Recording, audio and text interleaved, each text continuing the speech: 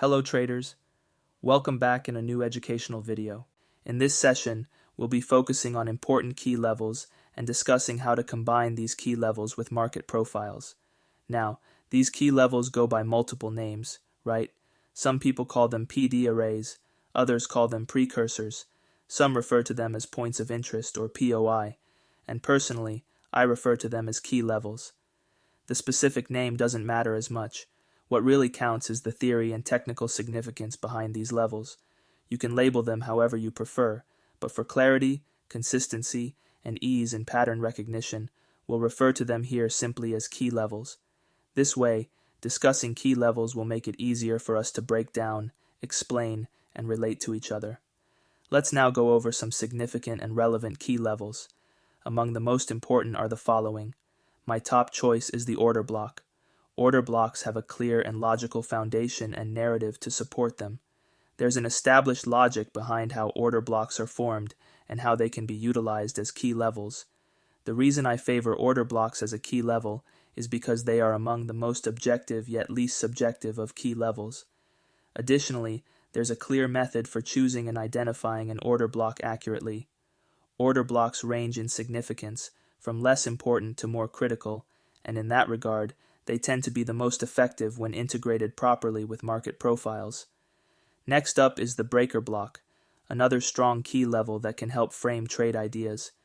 Each of these key levels has its own logic and narrative about how they're structured and utilized, and I'll dive deeper into each later in this video. For now, though, I'll give a brief overview.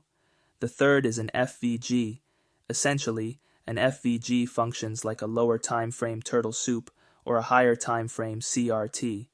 But for the sake of efficiency, one of the main points of mentorship, we'll just call it an FVG.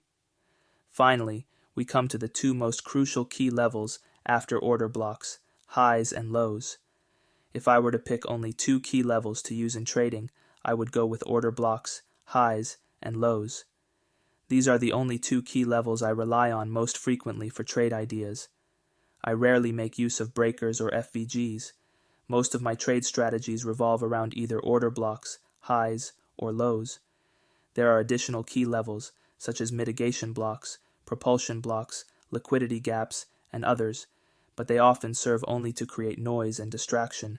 In my view, they aren't necessary, and I don't use them in my own trading. The ones listed here are the ones I focus on. Now let me explain what an order block is. The most refined definition of an order block I could find is this one. The candle that dips above a high, or dips below a low, then gets engulfed, is considered an order block. In this image here, you can see this low. What happened here is that price came down to this low and took out that low. For an order block to be considered valid, it must follow a turtle soup formation. If there's no turtle soup, the order block won't be considered correct. Now here you can see the exact candle that dips below this low. This means we're waiting for this candle to be engulfed. By engulfed, I mean that the price must close above it. Once the price closes above, it will become a valid order block for us. Here, you can see the price closing above that candle, forming this thick down close candle that now becomes an order block. After that, we wait for the price to retest this order block, find support there, and then expand from that level. This is what we refer to as an order block. Once an order block is tested, the price is likely to expand from there and take out the opposing end of the range. Now let's discuss breaker blocks. The definition of a breaker block is a high that takes out a low, or a low that takes out a high. When it's broken and retested, it's considered a breaker block. In terms of key levels, a breaker block is mid-range in terms of significance, but it's an important key level that you can use on higher time frames. Here, you can see we have this high and this low. What happened is that this high took out and turtle souped this low, and then it broke above afterward, becoming a breaker block. Next, we wait for it to be retested, find support, and expand from there. You can also reverse this to see how a bearish breaker or bearish order block would look. Now, let's talk about an FVG. One thing to remember is that if you understand turtle soup, then all these key levels become much easier to grasp. We've already covered order blocks and breaker blocks, and as you saw, the only reason they were considered valid and correct is that they followed a turtle soup formation. Even an FVG, at its core, is simply a lower time frame turtle soup.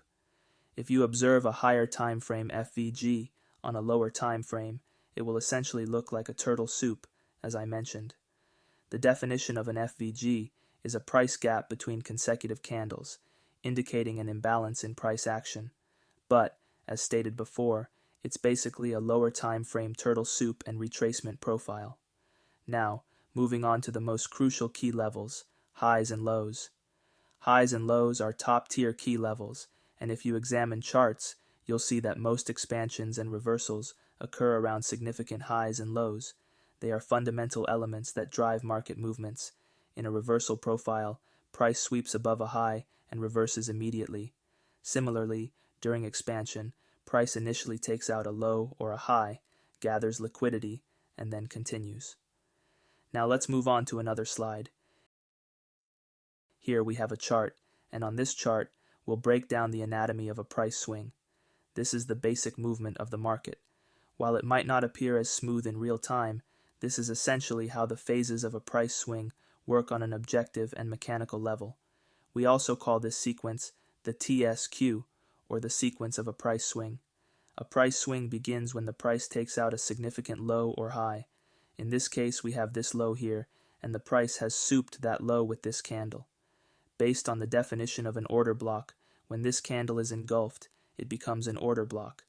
You can see the price close above the candle that dipped below the low, marking it as a valid order block. After that, the price retests and expands from there. Similarly, when the price closes above the high that broke the low, it becomes a breaker block. The price then tests this breaker block, finds support, and expands, continuing the price swing. A price swing ends with a turtle soup, so the swing both starts and ends with a turtle soup formation. This mechanism repeats, giving rise to new swings. This is how the market ideally moves in swings, and while variations exist, the core concept remains consistent. Now we'll combine key levels with market profiles and explore how to use them in a live market. This approach allows us to apply specific logic to anticipate market behavior, helping us make more informed trading decisions based on different profile scenarios. By integrating key levels with market profiles, we can identify the most effective trading setups and recognize potential shifts in market direction. Now let's talk about the combination of a ranging market profile and key levels.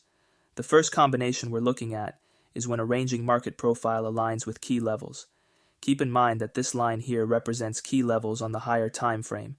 When you see this line, it's indicating a high time frame key level. There are only two possible outcomes with this combination.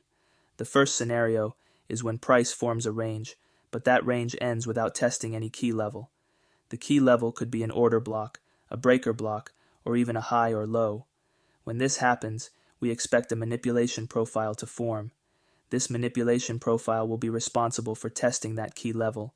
Once it does, we'll wait for the manipulation to end, and afterward, we'll anticipate an expansion profile in the opposite direction. The second scenario is when price forms a range within an already tested key level. Here, the key level has already been hit inside the range itself, so we don't need a manipulation profile to occur. We expect the market to move straight into an expansion profile after the range. In both cases, we're using logic rather than simply pattern trading. We're saying, if this, then that. This logical approach allows us to interpret market moves accurately. Next, let's discuss the combination of expansion profiles and key levels. In this combination, we're again layering on the concept of key levels, specifically in relation to the expansion profile. If an expansion profile ends inside a key level, that key level acts as a catalyst for a reversal. So, in this case, we'd expect a reversal profile straight away, as the key level has already been tested. If the expansion ends without testing any key levels, we can't expect a reversal profile right away. Instead, we'll anticipate either a retracement or a ranging profile. Once we enter a ranging profile without testing the key level, we're going to expect a manipulation profile to test that level, followed by an expansion profile. This way, we're filtering our understanding to expect a specific outcome. Previously, we might have expected 3 possible outcomes after an expansion, but now we're reducing it to 1 based on market profiling combined with key levels. Now, let's go over the combination of reversal profiles and key levels. With reversal profiles, we might have two key levels, one above and one below the price. In this first scenario, we were inside a range and had an expansion profile that tested a key level. As a result, we can anticipate a reversal profile to form. Once that reversal ends inside a key level, we then expect a range to form, capping the price movement. If a reversal ends without touching a key level, then we expect a retracement profile to form, as drawn liquidity is still in play. This retracement profile will eventually target the key level above, creating the possibility for an expansion after. Using market profiles and key levels together acts as a filter, helping us expect certain outcomes while avoiding others. We focus on trading expansions and reversals, as these profiles offer the most accurate price swings, while avoiding retracement, manipulation, and ranging profiles. For example, after a manipulation profile, we can trade the next profile because we know an expansion will likely follow a manipulation profile. After an expansion profile ends inside a key, let's move to the next section, where I'll provide a structured framework on time frame selection for integrating market profiles with key levels. It's essential to know that we won't be using the same time frame for both concepts. Instead, we'll use a higher time frame to identify key levels and a lower time frame for market profiling. If you're an intraday trader, you'll use the 4-hour time frame to find key levels and the 15-minute time frame for profiling the market. Similarly, for scalping, the 15-minute time frame will be used for identifying key levels, while the 1-minute time frame is for profiling.